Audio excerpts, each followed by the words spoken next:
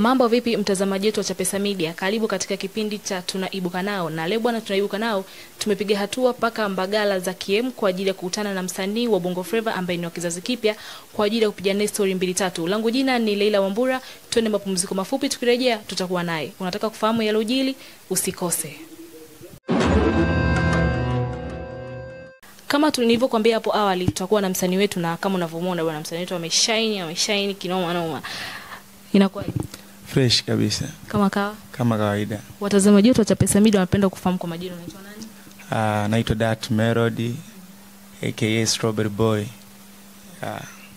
Ni kitu gani kilikuvutia kuingia kwenye tasnia ya muziki sasa Bongo Flava?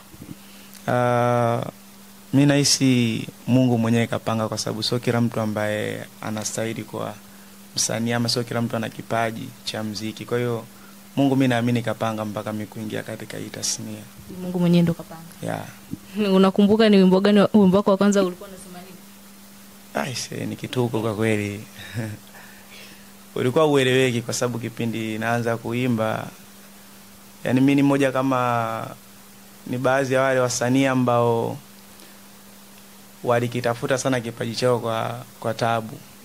Kwamba nilianza nikiwa naamini kwamba kipaji kiko ndani yangu, kwa nikakipambania. Kama kwa mfano wachezaji wa mpira unaweza kumtumia msanii kama Cristiano Ronaldo. Yeah. Okay, na unatoa wapi msukumo wa nyimbo zako?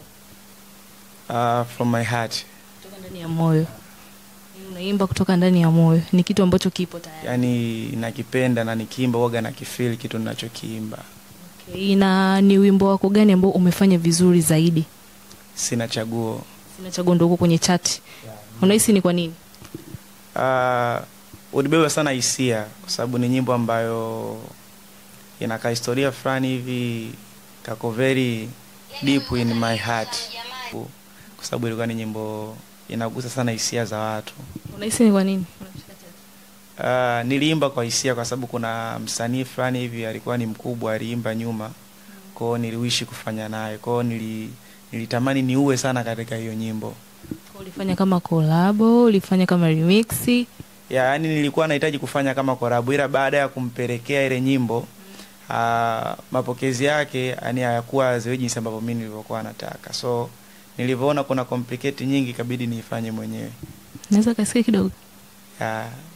Sambona kwako nilifanya mengi, nikaruhusu vigingi, ili niwe na wewe, nichonge changu mwenyewe.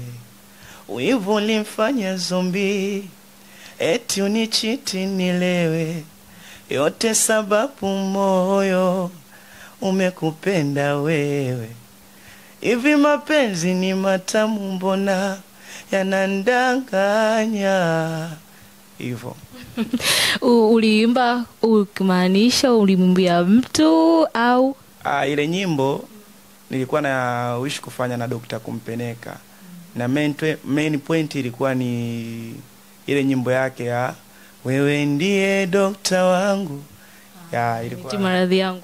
Kwa hiyo sasa baada ya kuona kwamba hakuhitaji kwamba ile chorus itumike katika hiyo nyimbo, anahitaji tufanye kitu kingine cha tofauti. So na mimi nilikuwa naimba kwa feelings za ile nyimbo ya dokta wangu. So nilivyoona vile, basi ikibidi nifanye mwenyewe tu nikai.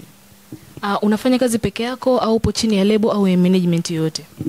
Sipo chini ya management yoyote na sina label, najipambania mwenyewe mimi kama mimi. Upo peke yako unajipambania wewe kama wewe? Yeah.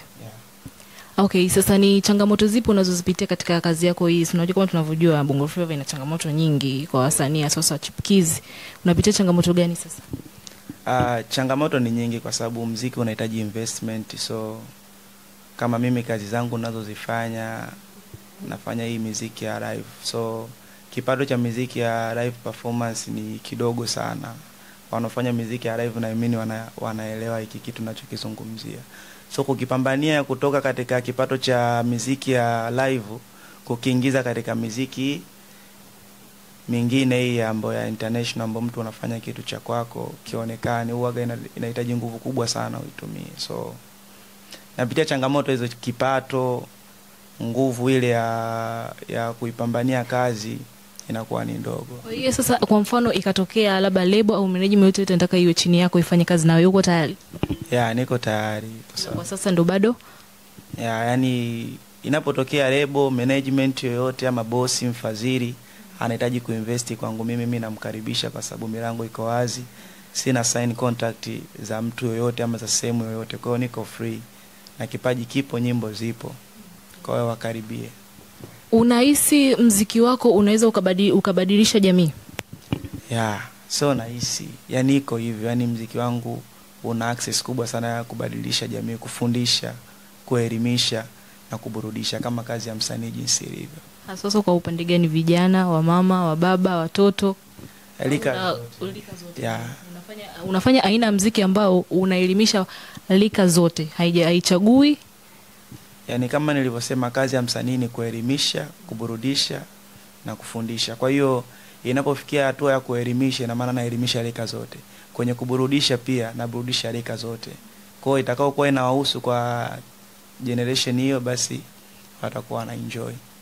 Okay, sasa tukirudi kwa upande wa familia, wazazi au ndugu wa karibu wanakusupport kwa hicho unachokifanya? Wana support kwa uwezo wao, kwa sababu kila mtu ana shughuli zake, lakini inapofikia hatua ya kusupport, wanapoamini kwamba bwana hiki naweza nikasupport, wanasupport kwa uwezo wao. Unapata support ya familia? Support ya familia ipo, japo nguvu yake ni ndogo, lakini ipo. Okay. Ungependa mashabiki wakumbuke kwa kipi? Mimi napenda mashabiki wanikumbuke kwa kazi ninazozifanya, kwa sababu naamini ndio kitu ambacho kitawapa furaha, kitawafariji katika nyakati ambazo watazokuwa wanazipitia. Hivi ni kwa nini wasanii wengi wa underground wanaanzaga kwa kasi alafu mwisho wa siku wanakuja wanaishia njiani? Unakuta msanii anaanza na anatoa nyimbo, anatoa, mwisho wa siku sasa anakuja hapa katikati anapotea. Hivi unahisi ni kwa nini? Kuna msoto mkubwa sana ambao watu ambao wako nje ya game wanashindwa kulielewa kuhusiana na hili swala. Muziki ni biashara, muziki ni pesa. So kunahitajika nguvu nyingi sana ya kuinvest katika muziki. So unakuta msanii anapambana kweli, anaimba vizuri, anatoa nyimbo kali, lakini zile jinsi anavyozidi kupambana, alafu anapokosa yale matarajio ambayo alikuwa anayatamani, huwa asilimia kubwa unakuta mtu ana give up, anatafuta njia ya side B, kwa sababu hata katika maisha tunaambiwa unapoona side 1 imezingua, jaribu na upande wa pili, kama pengine riziki yako ndio ipo huko. Lakini mimi naamini wale wote ambao walikuwa wanapambana na kuamini kwamba hiki kitu ndio mimi maisha yangu, asilimia kubwa wame successful. Okay. Na utofauti kati yako wewe na wasanii wakubwa ni upi? Sidhani kama kuna utofauti mkubwa sana, kwa sababu kipaji changu mimi naamini kinajieleza, na ni nafasi tu ambayo itakapotokea Tanzania ama dunia ikanipokea na ikakubali kunipa sikio, wataona kuna utofauti gani kati ya mimi na wasanii wakubwa. Pengine mimi nafanya vizuri zaidi kuliko wasanii wakubwa. Ni nafasi tu na wakati wa Mungu. Okay. Na cha kumalizia, ushauri wako sasa, unaweza kuongea ushauri kwa ujumla kwa vijana pamoja na wasanii wenzio ambao nao wanajitafuta kama wewe? At least tunaweza kusema wewe umepiga hatua, nao wako chini wanajitafuta, wanatamani labda kufikia wewe ulipofika, na wewe unatamani kufika walipofika wengine. Kwa hiyo ushauri wako ni kitu gani? Ushauri wangu kwa wasanii ambao wako chini katika mfumo wa kujitafuta, wasikate tamaa, wapambane, wasichoke, kwa sababu zewe jinsi unavyozidi kufanya ndivyo watu wanavyozidi kukuona zaidi. Kwa hiyo kuwa anakusupport jana sio anakusupport leo. Kwa hiyo juhudi zako na upambanaji wako wa kutokata tamaa ndivyo unavyozidi kuwaaminisha watu kwamba wewe unafanya.